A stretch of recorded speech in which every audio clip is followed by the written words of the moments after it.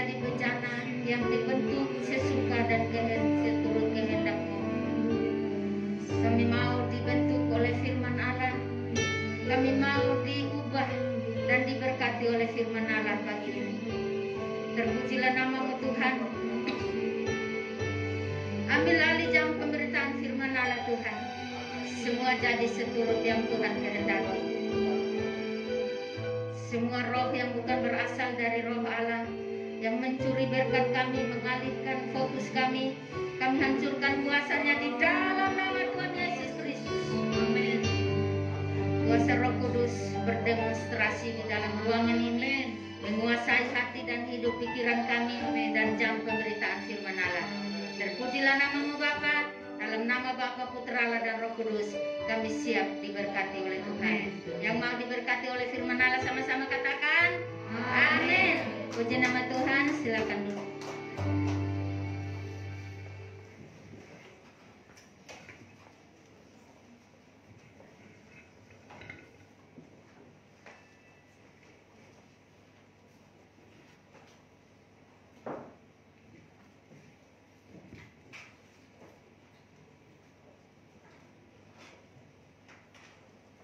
Puji nama Tuhan. Mari kita buka Alkitab kita dan kita membaca firman Tuhan bersama-sama di dalam Yohanes pasal yang ke-11 ayat 1 sampai dengan ayat yang ke-6. Kita akan melihat dari semua satu pasal ini, tapi kalau dibaca semuanya ada 57 ayat, terlalu panjang. Kita baca saja ayat 1 sampai dengan ayat yang ke-6. Semua sudah dapat? Baru satu orang bilang dah, ya amin. Yohanes pasal 11 ayat yang pertama sampai dengan ayat yang ke-6. Bapak Ibu ikuti di Alkitabnya dengan seksama, saya akan membacakan buat kita sekalian. Lazarus dibangkitkan. Ada seorang yang sedang sakit, namanya Lazarus. Ia tinggal di Betania, kampung Maria dan adiknya Marta. Maria ialah perempuan yang pernah meminyaki kaki Tuhan dengan minyak mur dan menyekanya dengan rambutnya. Dan Lazarus yang sakit itu adalah saudaranya. Kedua perempuan itu mengirim kabar kepada Yesus, "Tuhan, Dia yang Engkau kasihi sakit." Ketika Yesus mendengar kabar itu, Ia berkata, penyakit itu tidak akan membawa kematian, tetapi akan menyatakan kemuliaan Allah, sebab oleh penyakit itu anak Allah akan dimuliakan. Yesus memang mengasihi Marta dan Maria dan Lazarus. Namun setelah didengarnya bahwa Lazarus sakit, Ia sengaja tinggal 2 hari lagi di tempat di mana ia berada.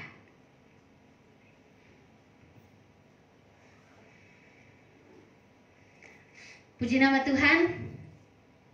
Bapak Ibu yang kekasih di dalam Tuhan Yesus Kristus, kalau kita baca firman Tuhan ini, dan bahkan kita semua juga sudah mendengarkan ini cerita anak sekolah minggu, sudah mahir kita mendengarnya. Lazarus ini bukan orang yang jauh dari Tuhan. Lazarus ini bukan orang yang hanya mendengar dari apa kata orang tentang Tuhan Yesus. Tapi firman Tuhan katakan bahwa Lazarus adalah orang yang dikasihi Tuhan Yesus. Artinya dia sangat dekat dengan Tuhan. Apalagi saudara-saudaranya Maria dan Marta. Mereka adalah orang yang sangat dekat dengan Yesus. Dan ketika Lazarus jatuh sakit, si Marta dan Maria ini tahu bahwa Lazarus ini orang yang dikasihi Tuhan, orang yang disayang sama Tuhan Yesus. Jadi pasti kalau dia kirim kabar, pasti itu segera Yesus datang. Sama halnya kalau kita punya sahabat atau Bapak Ibu jemaat yang sakit, beri kabar ke Bapak Ibu Gembala atau kepada Ibu Rika, "Bu, tolong kami ada masalah atau saya ada sakit, tolong datang." Pasti tidak ditunda sampai besoknya, hari itu juga pasti akan datang. Nah, Maria dengan Marta harapannya seperti itu, bahwa ketika mereka beri kabar kepada Yesus, Yesus pasti segera datang karena Yesus mengasihi Lazarus. Namun berbalik dari harapan Marta dan Maria. Judul yang saya akan bicarakan pagi hari ini adalah dalam masa sukar Yesus Kristus selalu ada bagi orang percaya. Kalau saudara tangkap firman Tuhan ini, kenapa sehingga dalam masa sukar Yesus Kristus selalu ada bagi orang percaya? Tapi kenapa Yesus tidak segera datang atau tidak cepat-cepat datang? Karena orang yang Dia kasihi itu sedang sakit. Orang kalau dalam anggota keluarga itu ada satu di luar rumah, di luar kota, ada satu yang sakit, masuk rumah sakit, wow, dia akan segera terbang pulang walaupun di luar Makassar. Bapak Ibu yang kekasih di dalam Tuhan Yesus Kristus, firman Tuhan katakan Tuhan sudah mendapat kabar bahwa orang yang Dia kasihi itu sedang jatuh sakit. Tapi ada ayat yang mengatakan bahwa setelah Yesus mendengar kabar itu, Dia sengaja 2 hari lagi tinggal di tempat di mana Dia berada. Pasti kecewa dong Marta sama Maria. Kok ini Lazarus ini bukan orang jauh loh dari Yesus, orang yang dekat sama Yesus, bahkan Yesus mengasihi dia. Tapi kenapa sampai dia dengar kabar dia tidak segera datang? Pasti kecewa. Menurut Bapak Ibu logika ini pasti kecewa Maria dan Marta. Tapi firman Tuhan katakan bahwa Yesus berkata, penyakit itu tidak akan membawa kematian, tapi karena penyakit itu anak Allah akan dimuliakan.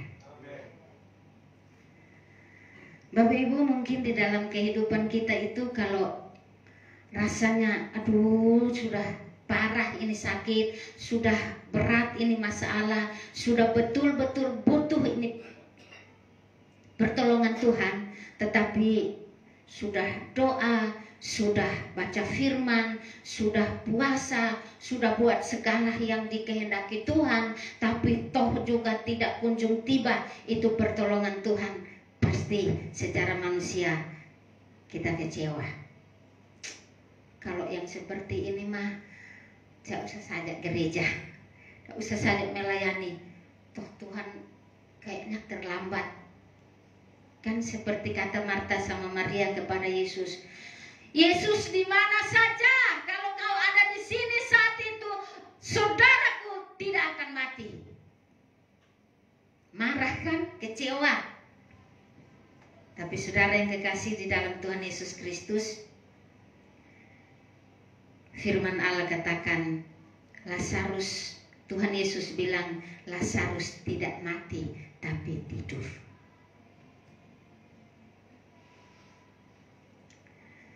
Ayat yang ke-21, kalau kita baca di situ, protes si Marta.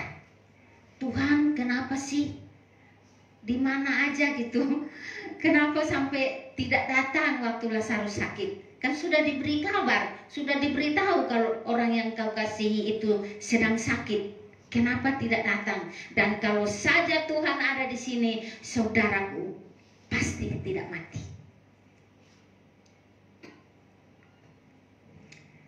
Kecewa karena Lazarus adalah orang yang dikasihi Yesus Kristus.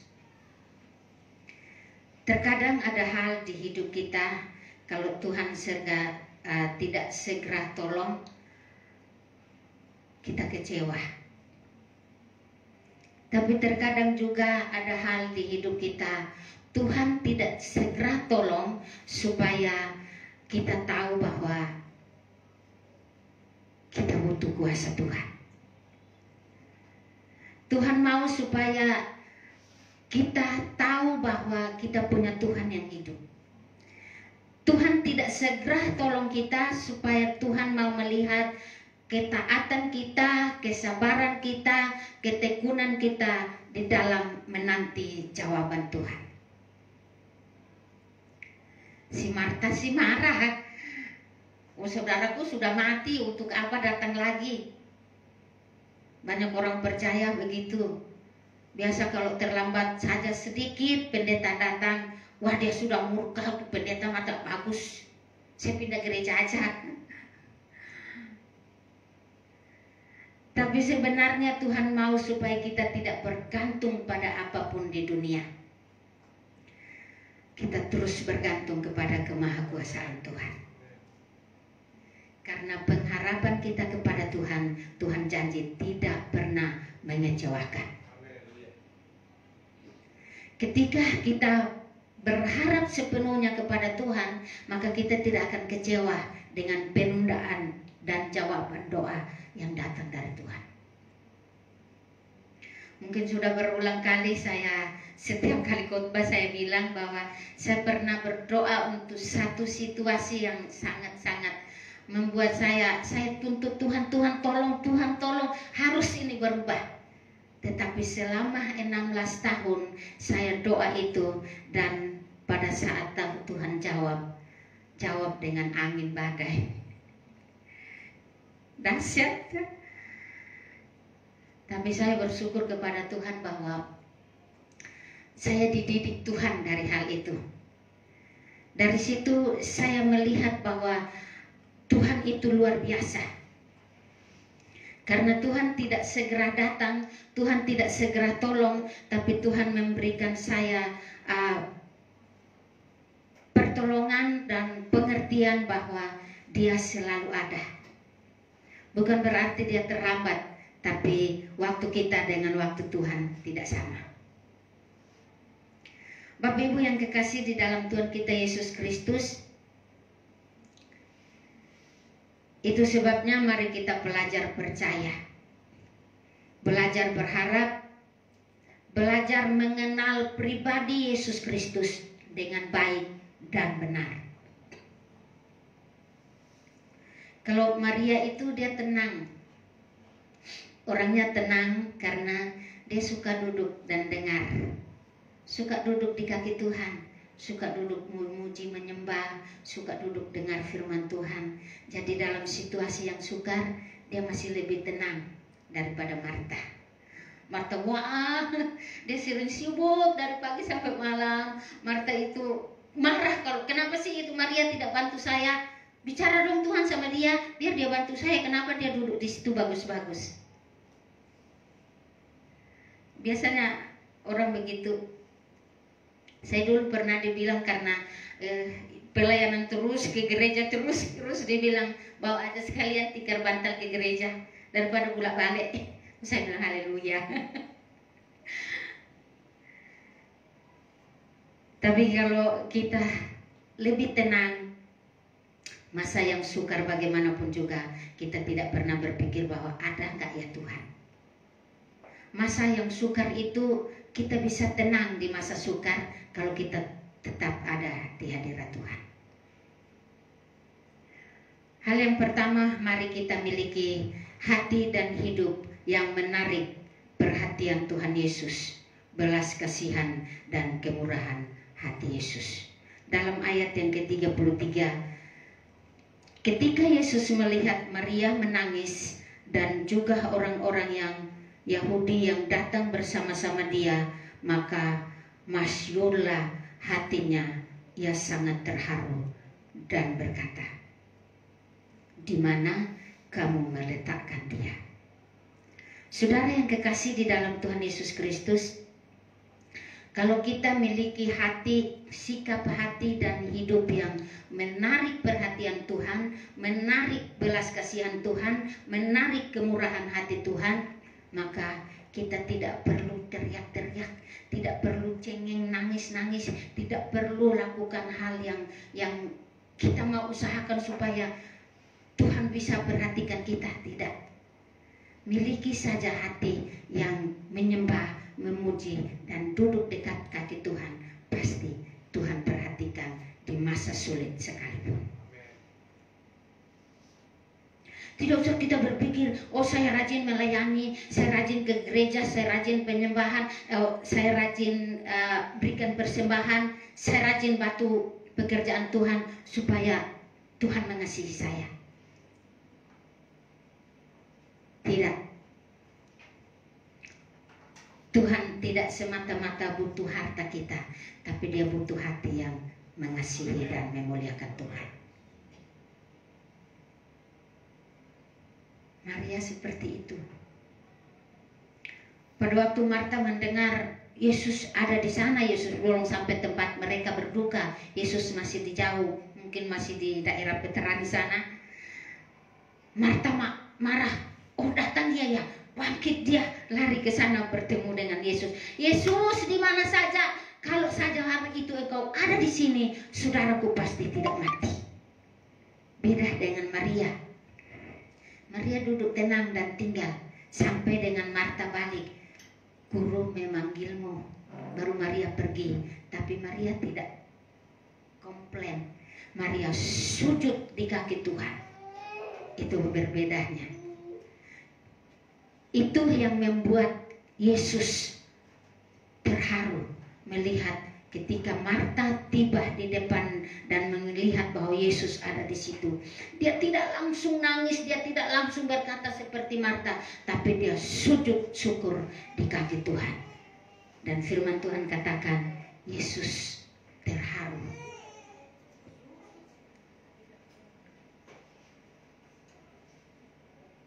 Ayat yang ke-34,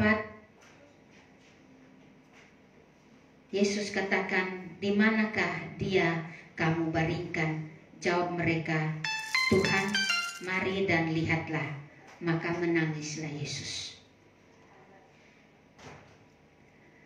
Bukan berarti Yesus sedih karena Lazarus sudah mati, tidak. Tapi Yesus melihat hati saudaranya yang begitu mengasihi Yesus. Dia tidak protes, dia tidak marah, tetapi dia sujud di kaki Tuhan. Itu artinya dia berserah kepada kehendak Tuhan.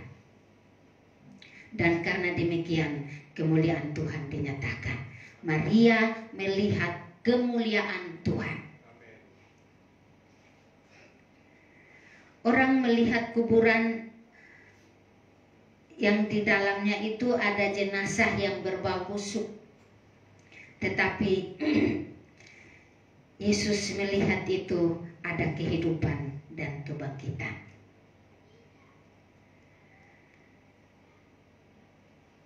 Bapak Ibu yang kekasih dalam Tuhan Yesus Kristus, mungkin ada hal yang di dalam hidup kita tanpa sadar, hal itu sudah bertahun-tahun mati tanpa kita sadari. Kita masuk ibadah seperti biasa, kita melayani seperti biasa, kita mengasihi buat hal yang menurut kita itu baik seperti biasa. Tapi sebenarnya menurut Tuhan hal itu sudah mati bertahun-tahun. Mungkin itu kasih kita yang mula-mula kepada Tuhan itu sudah mati tanpa kita sadari. Mungkin perintah Tuhan bahwa kita harus mengampuni itu bukan sekali dua tapi 70 kali itu mungkin sudah mati dalam hidup kita tanpa kita sadari. Roh yang menyala-nyala itu dari awal tanpa kita sadari mungkin sedang mati dalam hidup kita. Itu sebabnya selalu ada masa sukar, selalu ada sakit penyakit, selalu ada hal-hal yang kenapa sih silih berganti? Kayaknya saya tidak sanggup deh Tuhan. Saudara yang kekasih di dalam Tuhan Yesus Kristus, tapi Tuhan Yesus berkata, jika engkau percaya, engkau pasti melihat kemuliaan Tuhan.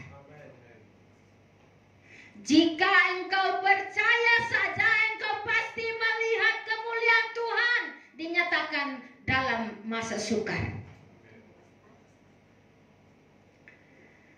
Saya percaya semua kita yang ada ini pernah melewati masa sukar, atau mungkin sedang dalam masa sukar.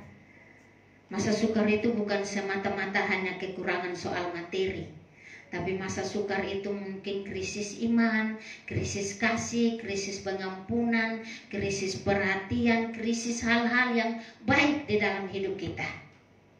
Hari ini setelah kita dengar firman Tuhan, Tuhan Yesus katakan, jikalau engkau percaya saja, engkau akan melihat kuasa Tuhan dalam masa sukar. Hal yang kedua dari firman Tuhan ini dalam ayat yang ke-39. Kata Yesus, angkat batu itu. Maria, saudara orang yang meninggal itu, berkata kepadanya, Tuhan, ia sudah berbau sebab sudah 4 hari ia mati.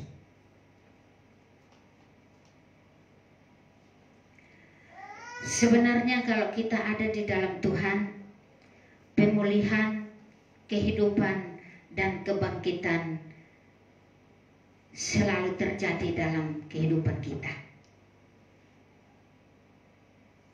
Semua orang yang ada bersama-sama di situ pun pada saat Yesus bilang angkat batu itu, mereka bilang jangan, dia sudah berbau, sudah 4 hari dalam kuburan. Logikanya itu jenazah itu sudah pecah dan sudah berbau busuk. Dan mereka menggunakan logika. Mereka berpikir jangan Tuhan, bau seluruh satu lingkungan itu kalau dibuka batunya. Tapi Tuhan bilang angkat batu itu. Singkirkan penghalang apapun yang ada di dalam kehidupan kita. Ketidakkepercayaan yang membuat kita tidak bisa duduk di hadirat Tuhan itu disingkirkan. Kekecewaan karena Tuhan tidak tolong itu harus disingkirkan. Kekecewaan meragukan kuasa Tuhan itu harus disingkirkan. Mungkin saudara berpikir, saya sih nggak ragu ya sama Tuhan, oke. Tapi cobalah kalau Tuhan, kayaknya Tuhan terlambat deh, tolong saya. Kenapa bisa sudah berdoa tidak ada perubahan? Tapi saudara yang kekasih di dalam Tuhan Yesus Kristus, apapun yang berbau busuk dalam pengiringan kita kepada Tuhan dalam kehidupan kita, mungkin orang berpikir sudah tidak ada harapan, sudah hancur. Jangan pernah menyerah, jangan pernah berhenti berharap, jangan tidak percaya, karena tidak ada satupun yang mustahil bagi Allah kita. Mungkin orang bisa bilang hidupnya itu sudah tidak berarti, sudah tidak berguna, jangan lagi dekatin dia, hidupnya rusak, orang yang rusak moral, orang yang sudah tidak baik. Itu seperti orang-orang yang bilang itu, Yesus suruh angkat itu batu, mereka bilang jangan, sudah bau, sudah tidak baik itu, jangan lagi. Biasanya itu ada sesuatu hal berkat Tuhan atau kemuliaan, pertolongan, mujizat Tuhan yang mau terjadi dalam hidup kita. Awalnya itu ada hal-hal yang Tuhan izinkan dulu terjadi. Mampu gak dia hadapi ini? Bisa tidak dia lewati ini? Tuhan izinkan dulu itu. Nah, biasanya itu kalau hal itu terjadi, biasanya itu orang bilang, mampus lu. Dia sudah tidak bisa bangkit lagi, dia sudah tidak bisa baik lagi, hidupnya sudah begitu, sudah hancur, tidak bisa diharapkan. Tapi saudara yang kekasih di dalam Tuhan Yesus Kristus, walaupun orang bilang hidupmu sudah gagal, sudah hancur, kotor, najis, menjijikkan, tapi percayalah Tuhan memandangmu dari sisi yang lain. Tuhan memandang dari sisi Tuhan bahwa hidupmu untuk sementara seperti itu, tapi engkau akan melihat kemuliaan Tuhan. Hidupmu mungkin sementara sedang susah, cari kerjaan susah, tes ke sini ke sana itu susah, semua ditolak, bahkan aduh susah banget, ekonomi pun sulit, sakit-sakitan pula. Tapi saudara yang kekasih di dalam Tuhan Yesus Kristus, Tuhan izinkan itu supaya kemudian kita melihat kemuliaan Tuhan yang nyata, dahsyat dan ajaib dalam kehidupan kita. Tidak ada orang yang dari awal-awal itu langsung jadi orang konglomerat. Dia berusaha dulu, kadang jatuh dulu, kadang bangkrut dulu, kadang kayak mau gila dulu, nanti bangkit berusaha lagi, baru sukses. Saudara yang kekasih di dalam Tuhan kita Yesus Kristus, firman Tuhan hari ini mengajar kita untuk tidak boleh menggunakan logika kita, tidak boleh menggunakan kekuatan kita. Percayalah bahwa Allah kita dahsyat dalam Yesus Kristus. Amin. Kalau Lazarus yang sudah busuk 4 hari dalam kuburan saja Tuhan bisa bangkitkan, apalagi dengan saya dan saudara. Tidak ada satupun perkara yang mustahil bagi orang yang percaya kepada Tuhan. Jadi percayalah, apapun itu bentuknya, mungkin orang bilang busuk, menjijikkan, apapun itu yang kita hadapi, percayalah bahwa masih ada Tuhan. Mungkin seketika Tuhan belum dulu hadir, seketika pertolongan Tuhan masih dulu terhambat. Mungkin Tuhan mengizinkan itu, Tuhan melakukan penundaan itu supaya melihat kemurnian dan keaslian cinta kasih kita kepada Tuhan. Bapak Ibu yang kekasih di dalam Tuhan Yesus Kristus, banyak orang lain juga berkata, jangan dibuka kuburannya.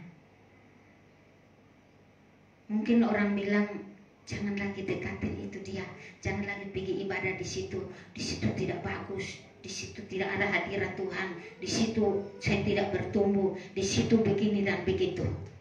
Tapi saudara yang kekasih dalam Tuhan Yesus Kristus, ingatlah, jika kita percaya pada kuasa Tuhan, pasti kita berguna dan berharga di mata Tuhan.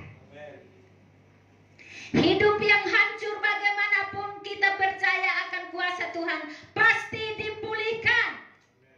Seperti bejana di tangan tukang periuk, dia bentuk, dia putar, dia aduk, dan kalau tidak sesuai dengan keinginannya, dihancurkan lagi jadi tanah liat, dan dia bentuk ulang lagi sampai sempurna. Demikian dengan kehidupan orang percaya. Ingat, apapun kata orang, dia bukan Tuhan. Apapun kata orang, penilaian orang tentang hidup kita dan diri kita, dia bukan Tuhan. Kita punya Tuhan yang hidup. Percayalah kepada Tuhan. Tapi bukan berarti tidak bisa mendengar nasihat. Orang tua kita wakil Allah kedua di dunia.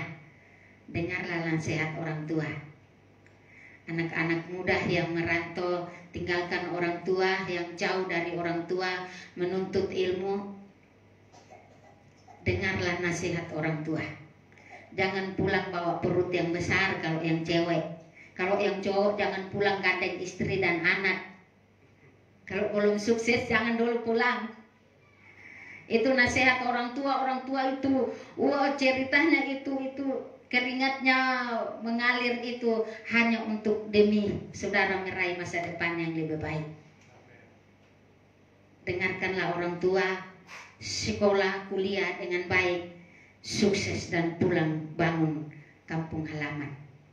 Itu orang tua bangga, Tuhan Yesus dipermuliakan. Jadi kalau ada di daerah perantauan, ibadahlah dengan baik, cinta Tuhan dengan baik. Sungguh-sungguhlah mencari Tuhan sambil menuntut ilmu. Utamakan Tuhan di atas segala-galanya.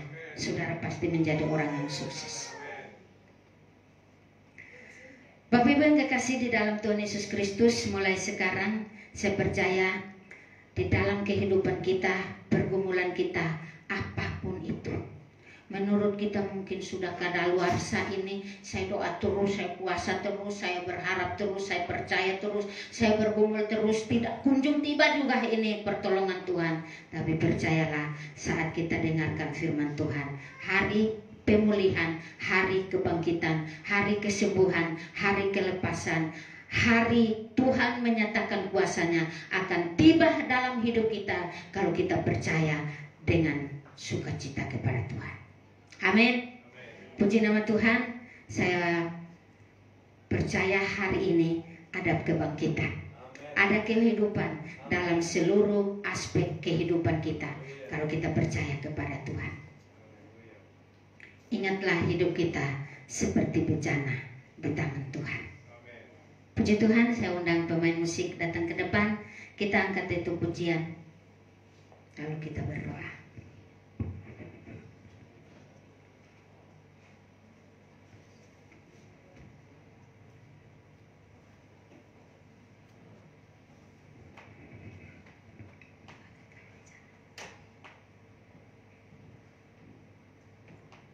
Kita angkat itu pujian bagaikan bejana.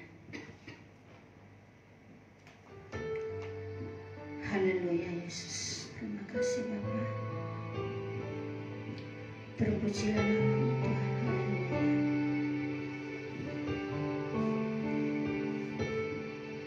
Bagaikan bejana. Mari kita bersama berdiri sama-sama di hadirat Tuhan. Demikian hidupku Di tangan-Mu, dengan urapan kuasa Roh-Mu dibaharui selalu. berikan kuat Amin Tuhan. dalam Roh-Mu. Yes. Inilah hidupku Di